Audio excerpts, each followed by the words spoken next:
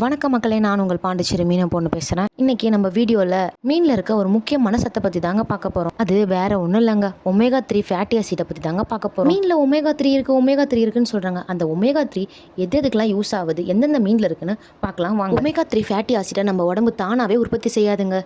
Omega 3 fatty acid இருக்கிற உணவை எடுத்துக்கிறது மூலியமாக தாங்க நம்மளுக்கு கிடைக்கும். ஒமேகா 3 ஃபேட்டி ஆசிட் மீனில் தான் இருக்குன்னு சொல்கிறாங்க. அதிலும் குறிப்பாக எண்ணெய் வகை மீன்களில் தான் அதிகமாக காணப்படுது சொல்கிறாங்க. எண்ணெய் வகை மீன்களில் காணப்படுகின்ற EPA மற்றும் DHA மீனில் இருக்கிற அளவுக்கு வேறு எந்த உணவுலுமே இல்லைன்னு சொல்லிட்டு கண்டுபிடிச்சிருக்காங்க. ஒமேகா 3 ஃபேட்டி ஆசிடில் EPA மற்றும் DHA என்னென்ன செயல்பாடுகள் செய்யுதுன்னா, ரத்தத்தில் இருக்க கெட்ட கொழுப்பை குறைச்சி ரத்த அழுத்தம் வராமல் தடுக்குது.